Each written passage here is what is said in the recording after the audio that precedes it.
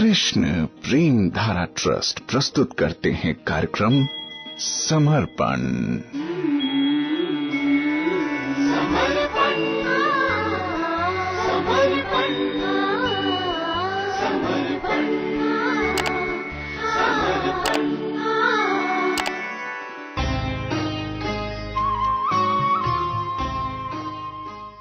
कार्यक्रम समर्पण में आपके साथ हूं मैं प्रेम धारा।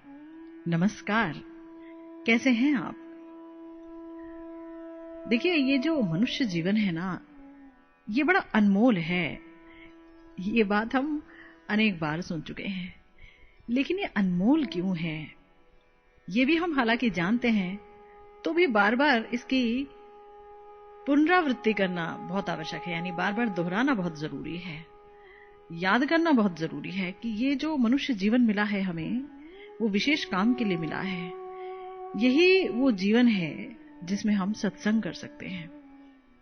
क्योंकि अगर कोई अन्य योनियों में चला जाए, जानवरों की योनियों में, तो वहां सत्संग की तो कोई गुंजाइश नहीं, ऐसी बुद्धि नहीं, ऐसा विवेक नहीं, है ना। भोग योनि है वो। अगर देवता की योनियों में चला जाए तो वहां भी सत्संग की कोई गुंजाइश नहीं है, वो भी एक तरह से भोग योनि है। वहां भी साधु संत आकर के भगवान के बारे में कोई चर्चा नहीं करते हैं। अप्सराओं की भूमि है और अमृत पान की भूमि है, रंगरेलियों की भूमि है वो। सिर्फ एक ये जो मनुष्य जीवन है, ये जो मनुष्य देह है, यही सबसे उत्तम देह है और यही सबसे उत्तम योनि है। और ये देह अगर भारत भूमि पर मिल गई तब तो समझ लीजिए कि वारे न्यारे हो गए। यहां सत्संग की कोई कमी नहीं है।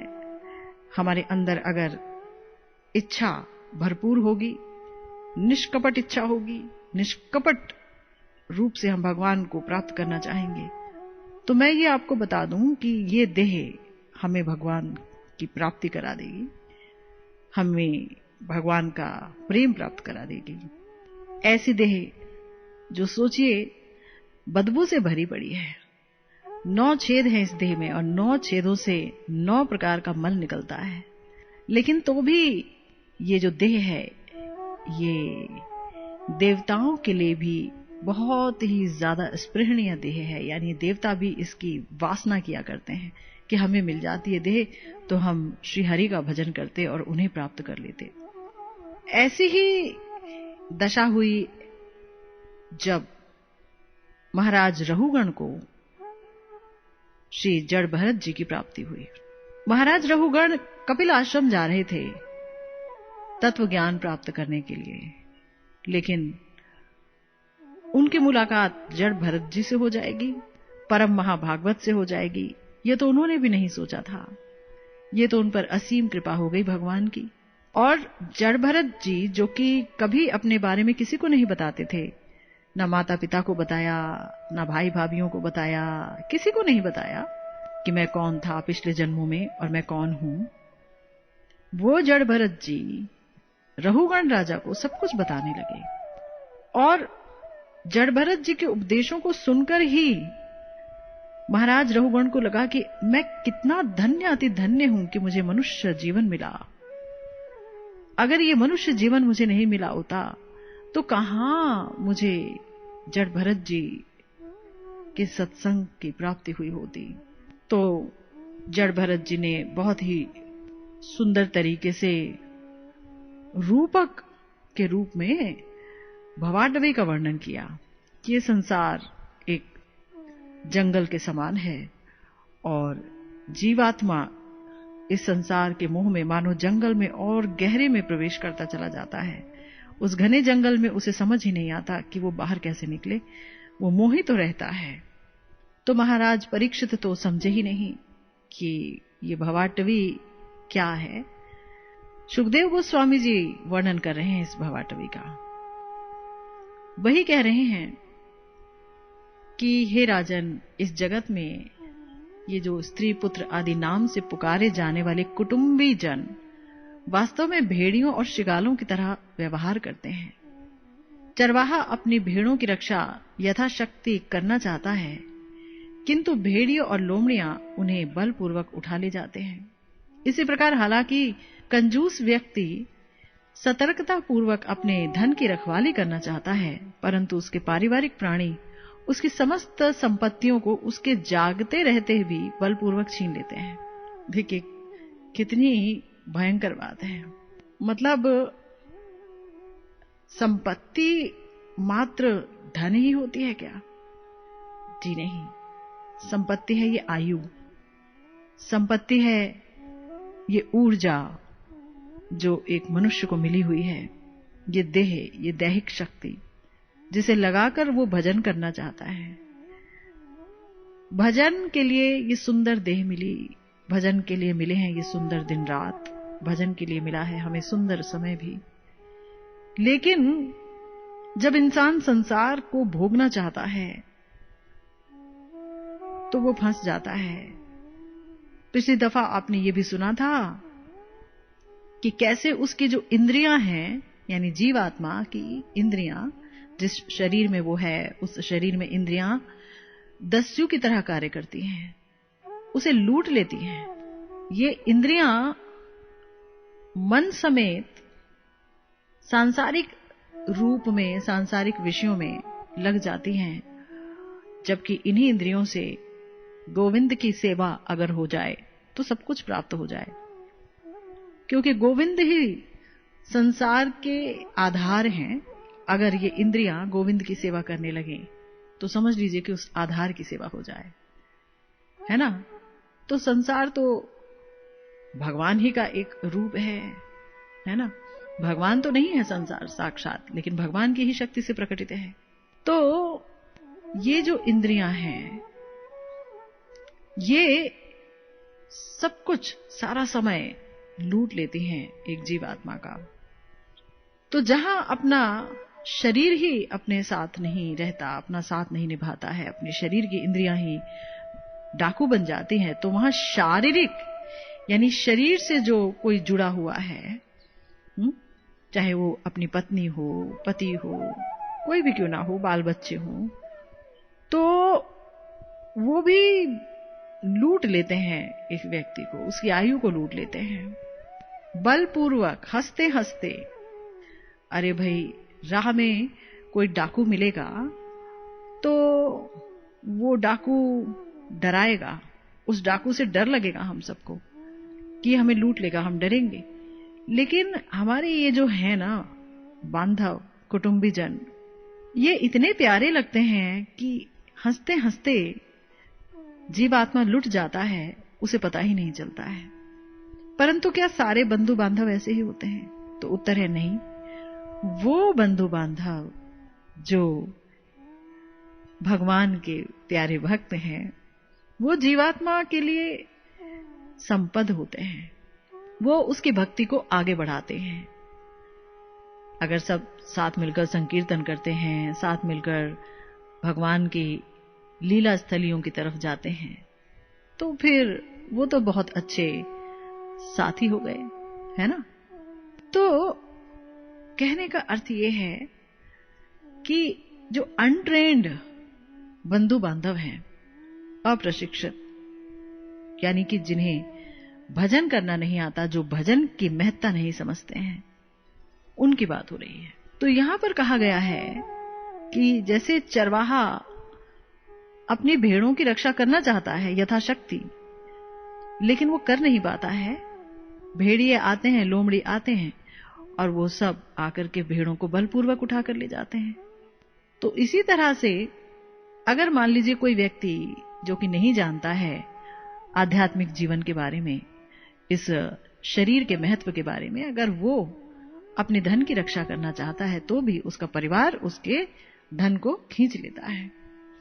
कोई कोई भाग्यवान है जो संसार के इस समीकरण को समझ पाता है ना। वो समझ जाता है कि हाय हाय,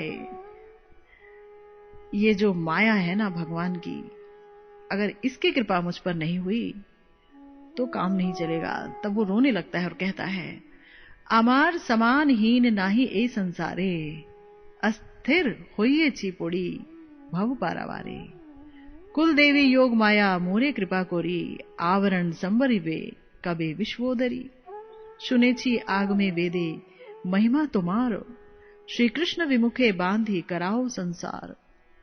श्री कृष्ण सा मुख्य जार भाग्य क्रमे होय, तारे मुक्ति दिया करो अशोक अभय। ए दासे जननी करी अकैतव दया, वृंदावने देहो स्थान तुम्ही योग माया।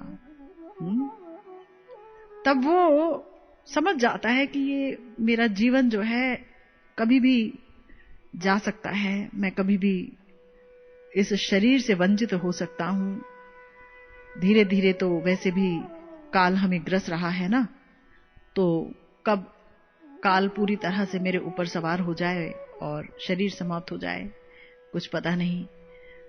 मिला था ये शरीर भगवान की भजन के लिए और हमने इसे भोग में लगा दिया।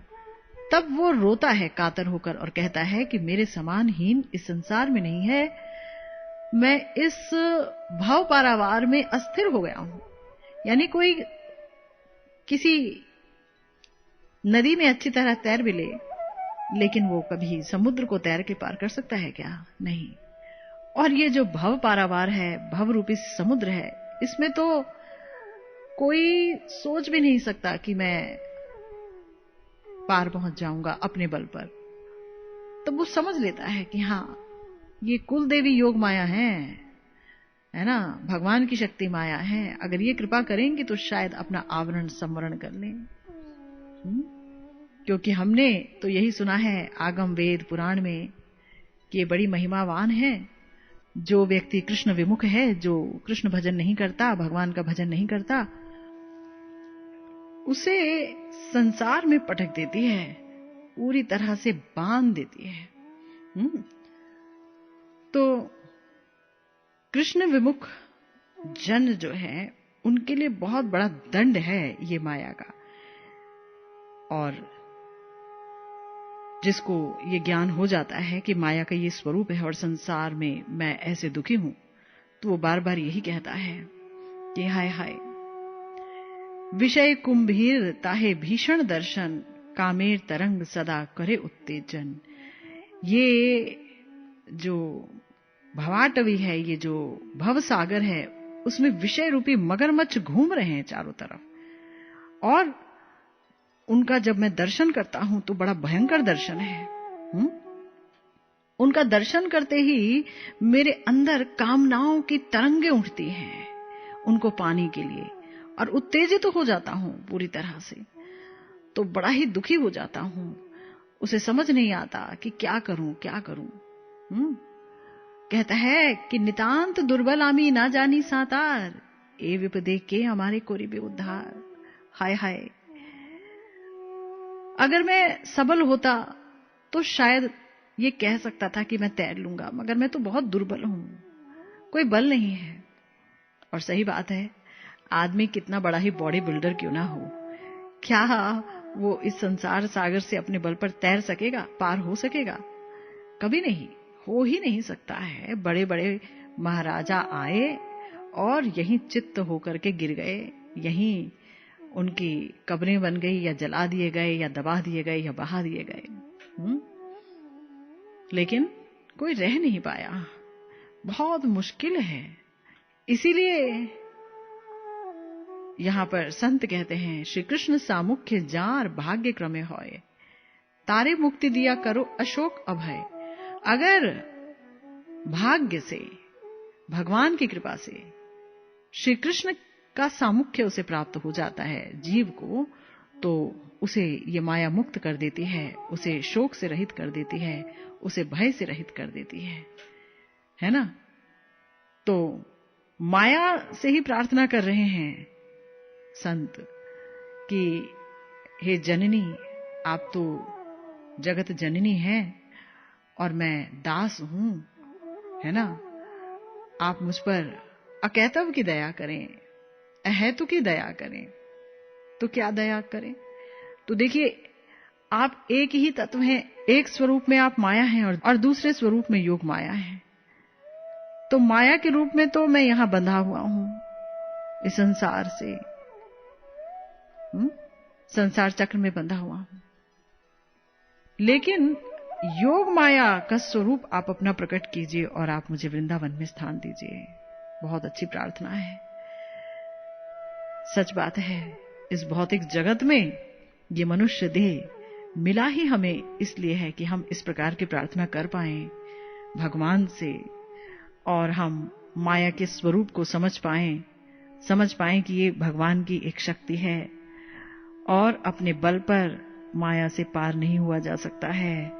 ये द्वंद्वमय संसार, ये डुअलिटीज से भरा हुआ संसार, अच्छा बुरा भालो मंद, बस यही है इस माया का स्वरूप।